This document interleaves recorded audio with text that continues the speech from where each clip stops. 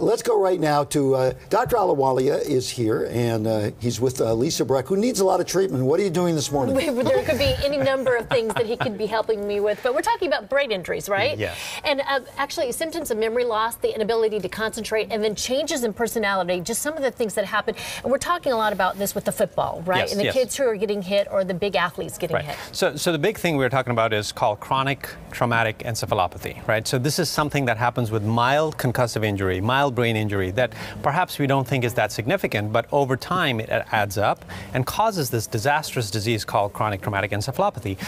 We know that it happens. We've kind of been trying to work around it to figure out why and how, and for the first time we've realized where the problem starts, which is really important. So because what will that do? Well, so at Boston University in Boston, all the brains that are donated by these football players and other people with brain injuries, they all go there and are analyzed because these are the people who have the most experience.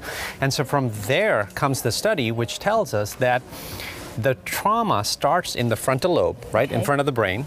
And what happens is that the small blood vessels in the valleys of the brain start by getting sheared. So the shear stress that your brain sees, it tears these blood vessels, and that's where the problem starts. And the problem then is that it gets worse, and we need to figure out how to stop it from getting worse, or how to better design helmets, right? Right, exactly. So what we're learning in the study might help us, A, design better helmets, right? B, develop some high-resolution scans that we can catch the disease early, so that if a player has a concussion, we can do this high-resolution scan and tell him, look, it's starting to happen, you need to back off, not play anymore, blah, blah, blah, all this other stuff. And then finally, give some prognosis to these people who have been playing and have been injured as to what's going to happen. And it's not just big-time players, it's the little Pop Warner kids, too, that are getting hit in the head, so we're concerned about all of this. Exactly, but it's a progression. We're learning, so it's a good thing, yeah. So we're going to move on to men and women and colon cancer. This is the second leading cause of death in the United States. And really, there's a test, a breath test, that can let us know? Well, the problem is, more than half of the people over 50 who are supposed to get colonoscopies don't, right? No. Because they think it's invasive, they're just uncomfortable. They actually don't go get colonoscopies and suffer from colon cancer. So for the first time, we think that there may be some compounds. So, you know, the odor in your breath is because of some volatile organic compounds, VOCs these are called.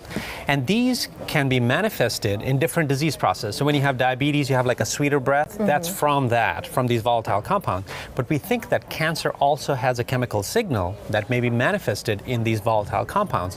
So they did the study, it's a small study, but they did the study to see if they can pick up these compounds and perhaps find the patients who have colon cancer.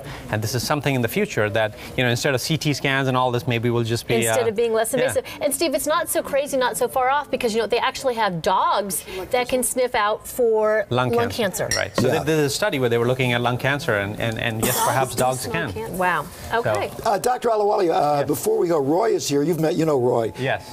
You were talking about something that actually ties into something we've been talking about a lot, and that is the issue of concussions and what happens from concussions. Roy, you were telling me the other day about baseball now reporting suicides. Yeah, there have been 80 suicides in recent years, former and some, you know, recently active players. Now, Dr. Ahluwalia, we don't think of baseball relative to concussions, although there are concussions. Could that be tied in at all? Absolutely. You know, a lot of players, when you ask them these specific questions about whether they've ever hit their head, whether they've ever had, you know, a head trauma from the ball or falling or, you know, running into players, it's actually more common than we think. And even in non-impact sports, a lot of our players have brain injuries.